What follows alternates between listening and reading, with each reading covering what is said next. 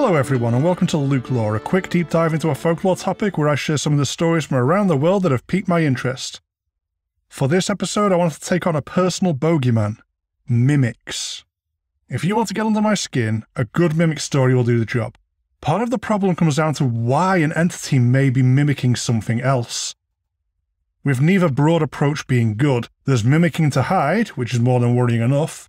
Then there is also predatory mimicry that looks to lure prey in, and this one burns my brain. Anytime I come across a paranormal account where someone hears a family member calling out to them, and then it turns out the actual person couldn't have been where the voice comes from, that freaks me out. I got goosebumps just typing about it. So, time for some exposure therapy for me, and some sharing the terror for everyone else, as we face one of my fears head on, the things that hide in plain sight, and what motive they may have for doing so.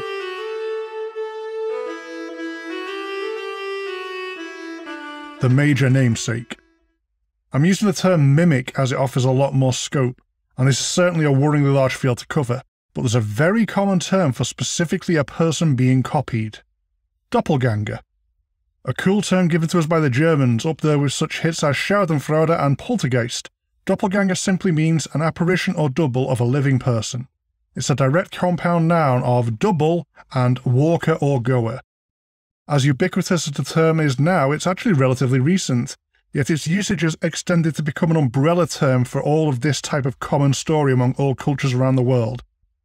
It appears as though the publication of The Night Side of Nature by Catherine Crowe in 1848 was where the term began to take off, and doppelganger has stuck around since then. As inherently unnerving as doppelganger is, stories of encounters with them tend to be pretty simple. Simple, sadly, not meaning safe here, as the most common stories of doppelgangers tend to be that of a death omen. A family member will spot a doppelganger somewhere their relative should not be. There are, for example, a lot of wartime doppelganger stories where someone who was fighting overseas gets spotted around their home when they are in fact still miles away. Quite often the story goes that at the same time this kind of doppelganger is seen is when the person being copied has died. This puts these apparitions as some sort of ghost as much as a death omen, potentially being a brief last visit. But doppelgangers certainly get weirder. Seeing your own doppelganger is almost always a prelude to a bad time, although there are exceptions to this when it's just weird instead. Percy Shelley, husband of Mary Shelley, was supposed to have dreams of meeting himself whenever he was ill. Not himself too strange, but for the final time he had one of these dreams right before he died, someone else also saw the doppelganger in the same location as the one in the dream, walking on the garden terrace.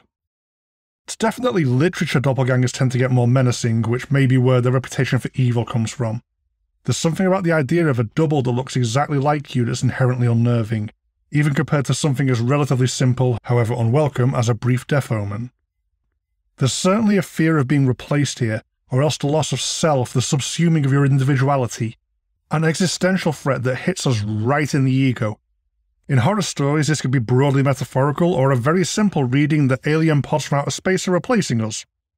Random side note, the 1978 version of Invasion of the Body Snatchers is my personal favourite. There's almost always a malevolence to these stories in fiction. It's invariably the evil doppelganger, and not the just as confused as you are doppelganger.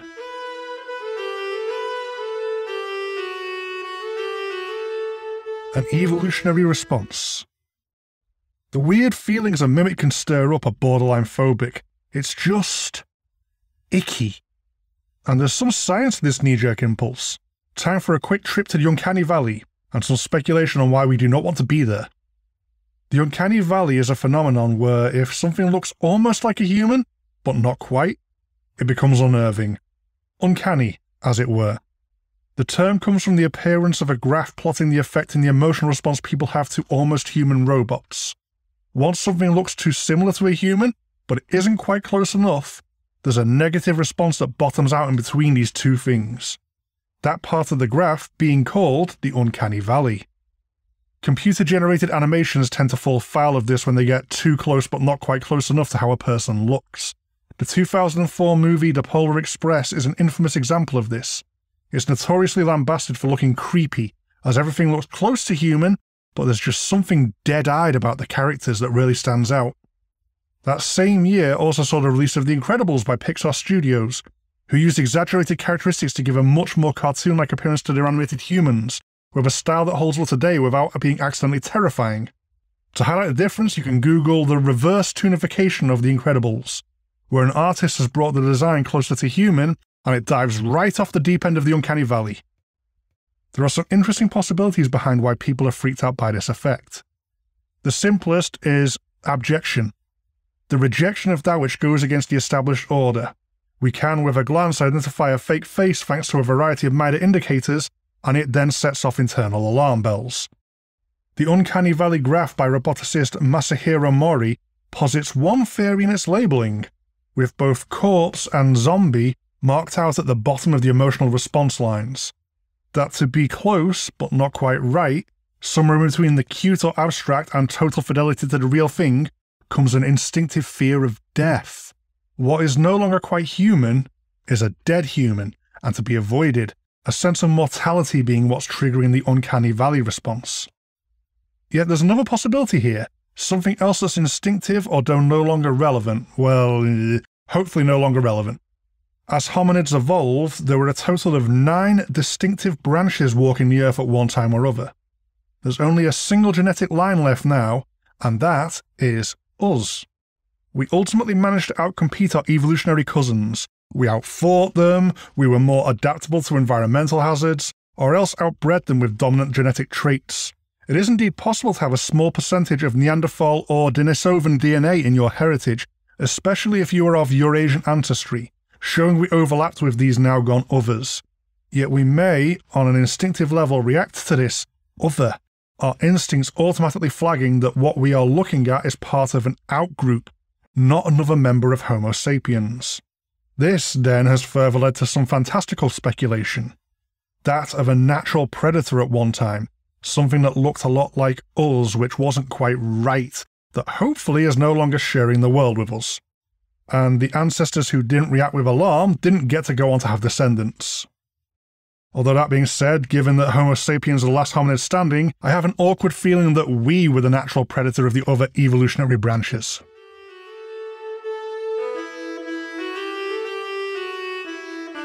The good folk are at it again.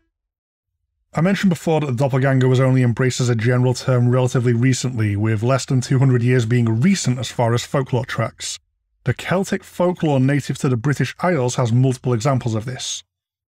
Fairy creatures are generally tricksters and shapeshifters, but there are 2 pretty big specific examples of doubles.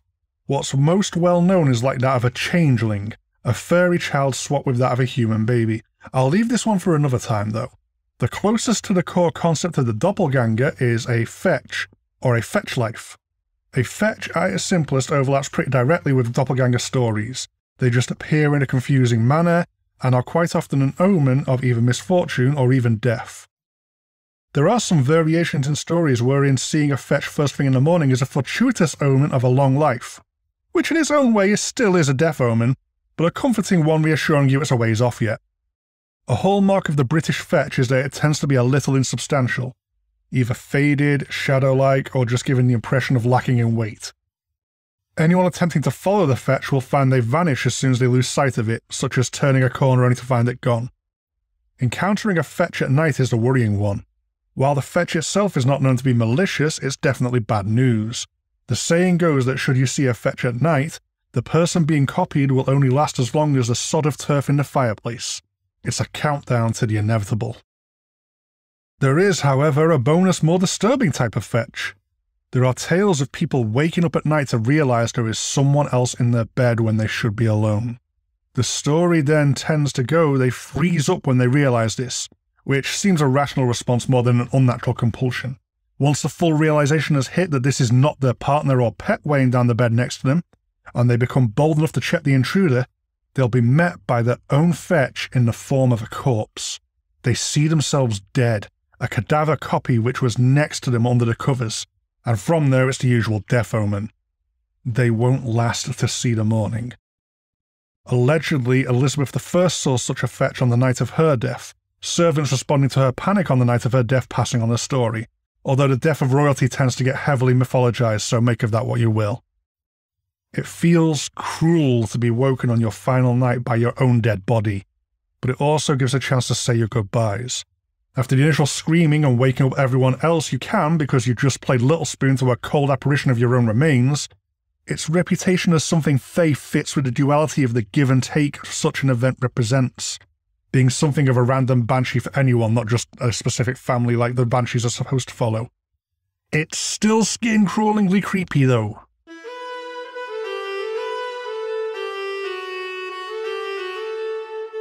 A bird mimic and a menace. In paranormal stories around the world, it's not always people who are getting mimicked. The same unnerving possibilities remain that of something sinister hiding itself right out in the open. There's more than a few among Native American folklore. The raven mocker is a feared witch of the Cherokee tradition, that they have a very simple yet terrifying motivation. For every heart of the sick or elderly they consume, their own life shall be extended by however long the chosen victim should have lived. Able to shapeshift, they can appear as an elderly person, as a raven to move around rapidly. In some stories, they can change into a Bigfoot or Sasquatch type ape man when cornered and ready to fight. Or my personal least favourite, they can become invisible to feed unnoticed. Once a victim is selected, the raven mocker will live up to their name, announcing their intent with imitated raven calls. Not quite right, definitely unnatural. From there, they'll try to sneak indoors to torment their chosen victim, able to beat them without leaving a mark, purely sadistically, ultimately even able to consume their heart while not leaving any trace of the deed on the victim's skin. Medicine men and women strong enough in their craft can always spot a raven mocker, even when they're invisible. Should they do this, the raven mocker will die in 7 days, so practitioners may be hired to watch over the sick to keep them safe while they recover, especially if a weird raven call has been heard. As dangerous as they otherwise are, the raven mocker is a sneak attacker who must avoid detection by someone with strong enough medicine. Vigilance is what best defeats them, and taking care of your sick or elderly will starve them out. The diverse selection of forms to mimic is what makes them stand out. Announcing themselves with bird call, passing for an elder, or even completely vanishing from sight, they definitely fit the bill for alarming mimics, even if they're less widely known than something such as the Navajo skinwalker.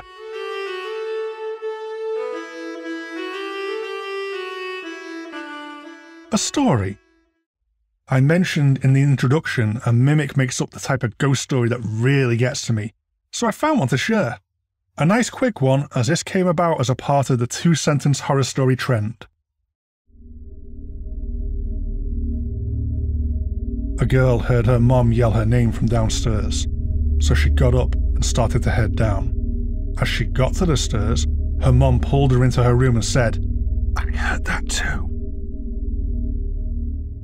The whole idea of a mimic luring you away and why it might be doing it. Goosebumps again. There's also an award-winning short film made from this called I Heard It Too. If you want to see the concept brought to life, probably don't watch it before bed though. You've been warned.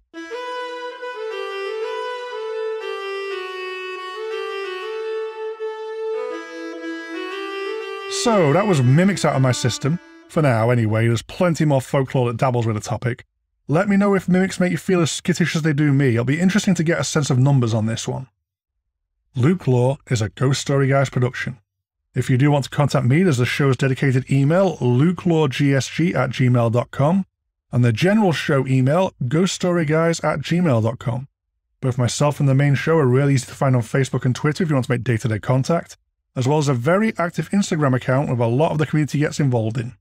The LukeLore Instagram is now picking up pace, and there should hopefully be more news soon on the Discord. I just want to make sure I get that one right first time, and I've been pretty busy so far. If you want to support the show directly, there's our Patreon at patreon.com/ghoststoryguys. We do have LukeLore merchandise available at the Ghost Story Guys online store. Feel very free to show off any you get online. As ever though, the absolute best thing anyone can do to support the show is to give it a listen.